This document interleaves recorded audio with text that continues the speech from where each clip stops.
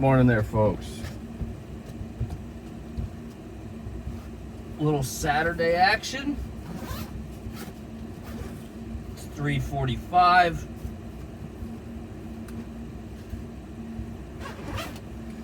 Picked up a little overtime.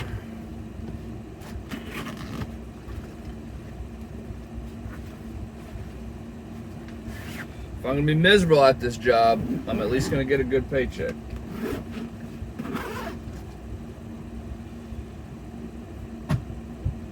That's the way I look at it.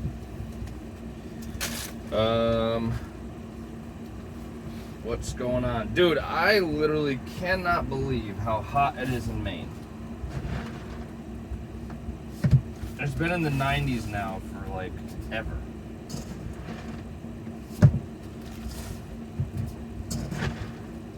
Not the biggest fan.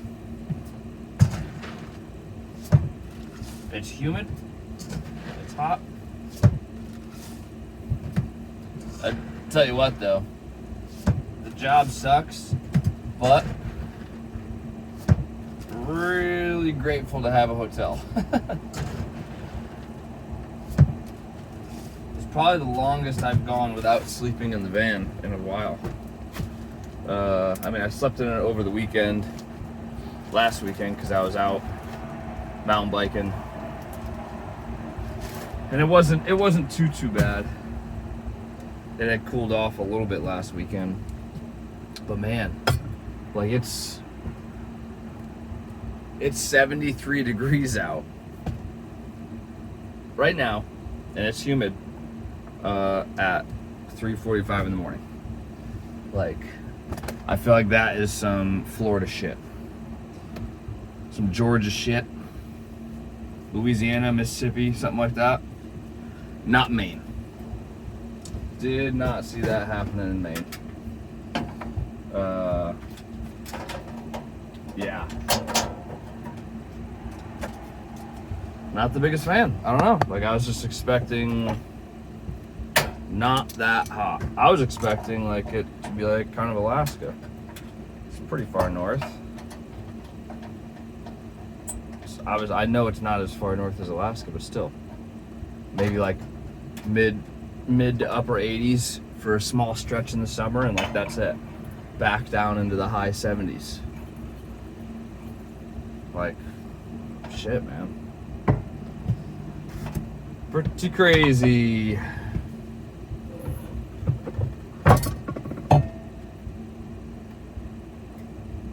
So, and I'm like, I'm not trapped, but I'm kind of like, all right, well, I can find work somewhere else, and I need to. Because I can't go sitting around at this job for the contract that the contract that the company I'm working for won is until it's like 15 or 16 September. I could sit around that long, and when I say sit around like that long, that's literally what I'm doing. So the contractor bid to the naval shipyard. They said, hey, we got welders, we can support you because like the shipyard's normal employees are like behind in their work schedule, but like it happens. They go through just this giant fucking ebb and flow sine wave type thing of, you know, there's no work, or there's not that there's no work, there is work, but the shipyard can handle it. That's like the low, and then all of a sudden like shit hits the fan, and all these jobs are available to be worked all at the same time, so it looks like the shipyard can't handle it with their normal employees, yada yada yada. So then it's like this peak of work cycle, and you know, all the bigwigs get involved and like, oh, we need to work this faster, blah blah blah blah blah. And they're like, we need to hire more people. Nobody wants to work for us. We need more people. And here I am. And the crazy part is the contractor, like, it's all retired shipyard guys, so they know like the deal. Like they know, oh shoot. they know all the red tape that goes on with like getting anything done for the military. So not exactly sure what they were thinking, or if they knew this and they're using this as like a, I don't know, like they're kind of acting, not dumb, but they're acting naive even though they knew this would happen, and they're using it. I don't know. I can't figure it out. Because there's no way that they didn't know this was going to happen. Like I said, like one of the guys yesterday mentioned, everybody that works for the contractor, it's all retired shipyard guys. Like they did their 20, 30, however many years they wanted to do at the shipyard, retired, and worked for this company who still works for the shipyard.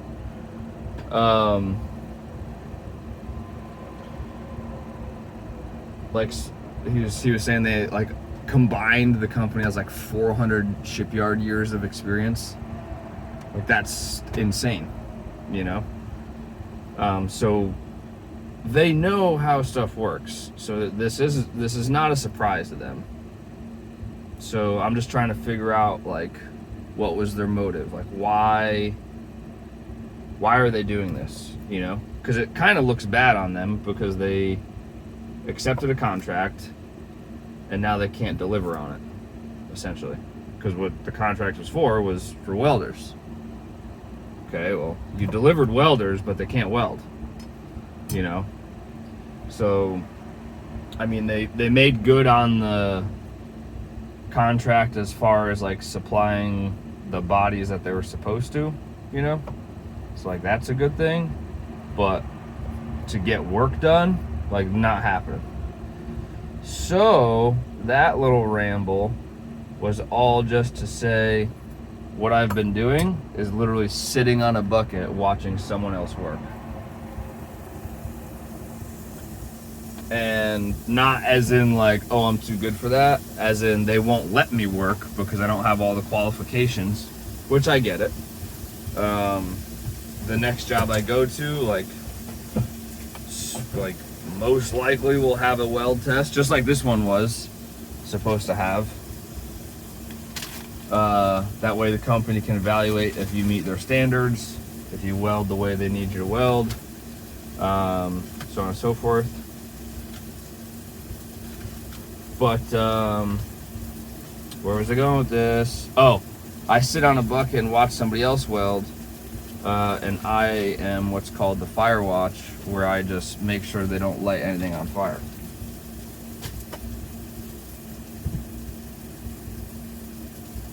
But they hire people to do that anyways, but they're just laborers. Like that's their like hire on job, and they know they're doing that, and they get paid accordingly type situation. Like mid 20s, maybe upper 20s, like maybe. Because I mean, all they're doing, like you don't need to be skilled. You need to be skilled at not falling asleep. That's all. That's the only skill you need. Other than that, just fucking keep your eyes open, and if something lights on fire, pull the fire alarm and use the extinguisher. But anyways, that's all I'm doing. So yeah, let's just say I'm not wicked thrilled about that. I'm not above doing it, but also like I wasn't hired on to do that, you know, like I had a different expectation. And also like I just went to school for 6 months to weld so that I can get out into the field and weld. Then go to school for 6 months to sit on a bucket and make sure stuff didn't light on fire. And some people are like, oh, but you know, like, oh, not some people. The guys that are also up here are like, no, this is great. Like, cause we're getting the same pay. They didn't dock our pay because they can't. You know what I mean? Like, they hired us on to be welders. We're willing to weld. We can weld. Well, not according to the shipyard, but you know what I mean? Like, it's no fault to our own that we're stuck doing this. So they're paying us the same. So making $38 an hour, but Like,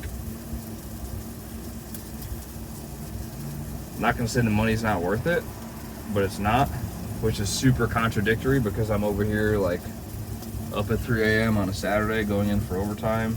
Oh, the money's not worth it. Wait, what? But like long term, you know what I mean? Like, I'm not gonna stick this out for as long as I can just to make money doing it.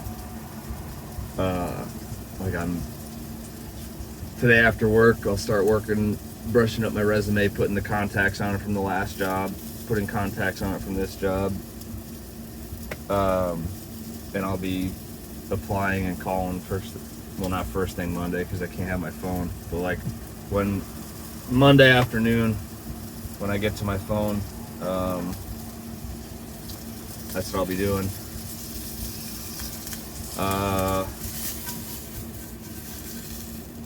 Yeah, like I didn't go to school for 6 months to not weld. It's crazy. Like, I was talking to Dr. Melissa about it a little bit, and she kind of made a good point, and I was like, yeah, I'm kind of slowly realizing that the East Coast and like the Northeast it seems like so kind of political and like finicky about weld jobs. Like, most of them are union, which that doesn't bother me, but also I don't think the union's for me.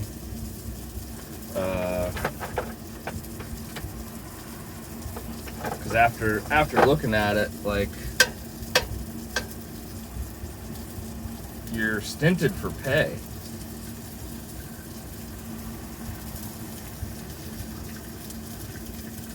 Like, you're guaranteed like a certain amount, you know, which makes sense, which is cool because then like a super easy cake job gets you, you know, really good money. But then, you know, you could have another job where in the private sector it'd be paying you $5, $6, maybe $10 more an hour. Plus,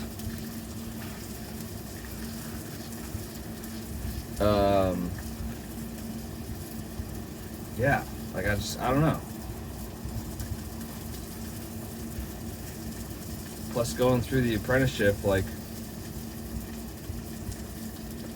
I don't have to do it, but I'm also like a learning, not nerd, but I learning the trade or a trade, whatever, is very, very interesting to me.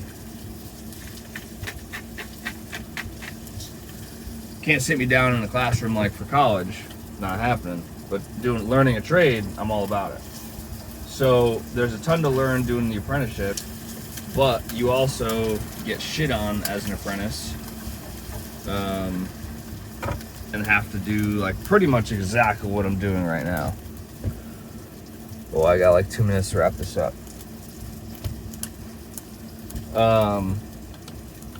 You get all the dumb work. It'll end eventually after you get all your hours and you're a journeyman and blah blah, and then you can like start doing real work. But I don't know, I'm just not about that, man.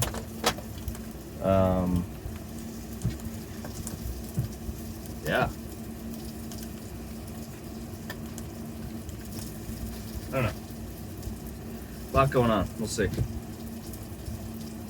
We will see. Plus, like, the cost. It's not that, like, in the grand scheme of things, it's pretty small, but I need to dig out some information as far as how much per hour we pay into a pension, like, for union wise, because just in it's cheap in the grand scheme of things, like 100%. Like, in the grand scheme of things, your dues like are dirt cheap, like, to have membership into the union. It ends up being like something like 20, maybe 25 grand over your like 20 years, right? Fairly cheap. And that's like, I did that math and adjusted for inflation, like increased it 2% or 3% every year. But who knows, maybe at this rate it would be 5 or 6%. But so like just so that cost obviously goes into your. It does not, but it does go into your pension. Like talking to Matt,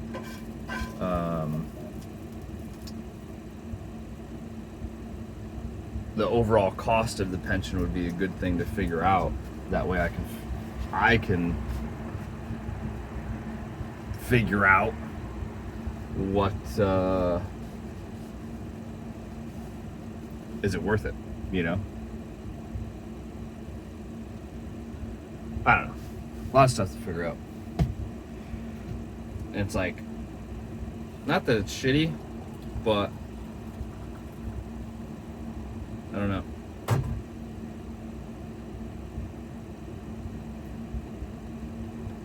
Just gotta figure it out.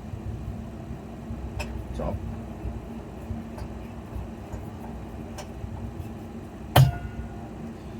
Well, it's not a very van-centric coffee talk. I think the only comment I have is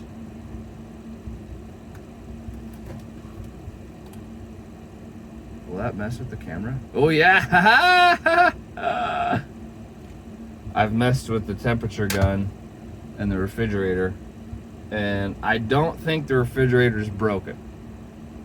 I think it has a hard time keeping up with the heat, because after I turned it on in the morning, when I got back from work, I did the old laser into the ice box, and the bottom of the ice box, like the floor of it, now it's nice and clean, there's no ice on it, even though it's an ice box, but the Freon lines run through the cooling lines. It was -5 degrees. So there's like, it's not broken. There's no way. Like that is cold. So I don't know.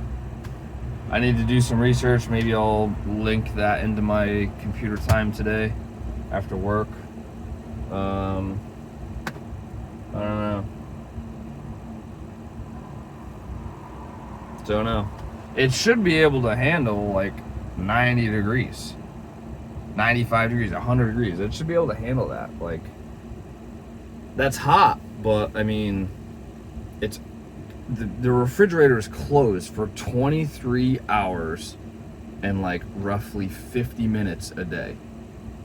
Like, it's only open. The door is open and it's losing cold for 10 minutes a day. Like, maximum. Like 10 minutes. That's a long fucking time for the refrigerator door to be open. So I don't know. I gotta do some research.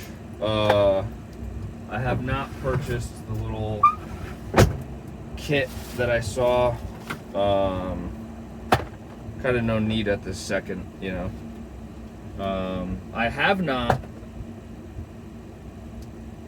The refrigerator's been open, but we could do it right now. This will be the last thing, then I gotta wrap it up. Ready? The